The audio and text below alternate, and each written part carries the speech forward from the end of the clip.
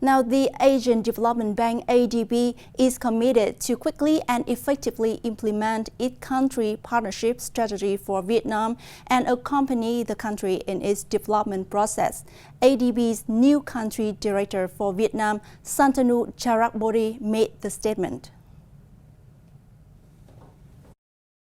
Meeting with Minister of Planning and Investment Nguyện in Hanoi, ADB Country Director for Vietnam, Santanu Chakraborty, told his host that the bank's country partnership strategy in Vietnam for 2023-2026 aimed to promote comprehensive green development and the growth of the private sector to help the Southeast Asian nation become an upper middle-income country by 2030 and a developed high-income country by 2045.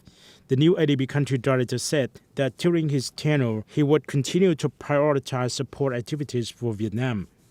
In response, Minister Dung expressed his wish for the maintaining and fostering of the fruitful cooperation between the bank and Vietnam and spoke highly of ADB's support priorities with the country partnership strategy framework. He proposed that the ADB continue to support Vietnam in accessing concessional funding and accelerate the progress of its project implementation, ensuring compliance with Vietnamese laws.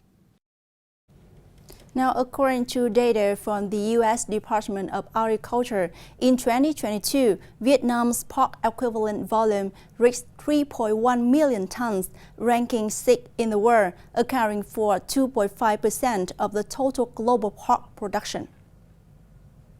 In the first 6 months of this year, the export value of livestock products reached $232 million, up 26.5% over the same period. Vietnam currently has 67 industrial-scale livestock product processing factories, contributing to an increase in product value by 15 to 20%.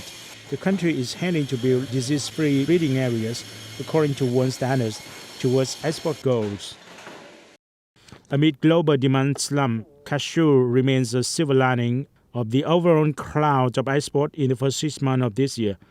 The industry exported over 279,000 tons of cashew nuts of all kinds, with a turnover of about $1.6 billion, up 9.49% in volume and 7.65% in value.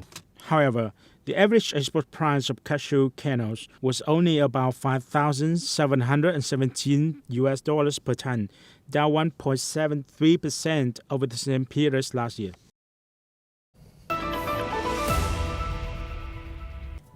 Restoration of last Vietnamese King's Palace to be completed by year-end.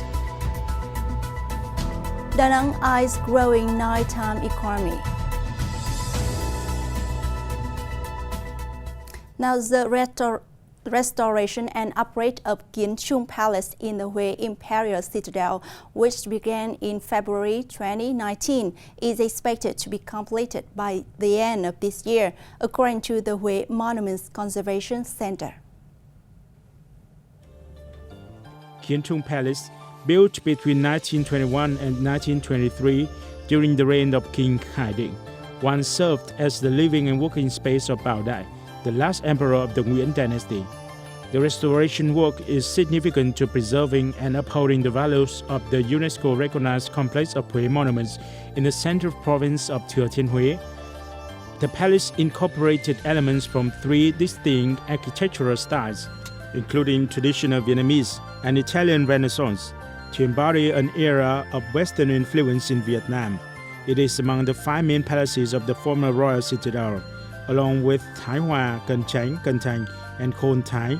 In 1947, the palace was destroyed by the war, with only its foundation remaining intact. Da Nang City has recently focused on developing nighttime economic models to broaden the experience for tourists and contribute to growth. Pilot models have been introduced in certain coastal areas and has initially seen positive results. This An Thượng pedestrian mall and night market was recently opened in Ngũ Hành Sơn district for visitors seeking different options at night. The night market is quite vibrant and hosts entertainment activities to attract visitors. I came here because of its fun and entertainment. There are also many international visitors here. With a pedestrian mall and night market, this coastal area of Da Nang attracts thousands of visitors and shoppers every night. The city plans to link its night entertainment complexes to further boost the nighttime economy.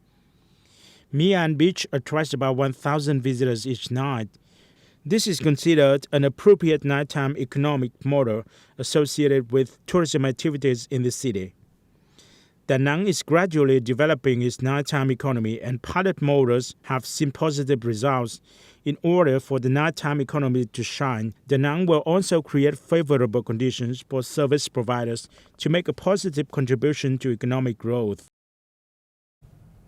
And that's the end for today's bulletin. Thanks for your watching and goodbye for now.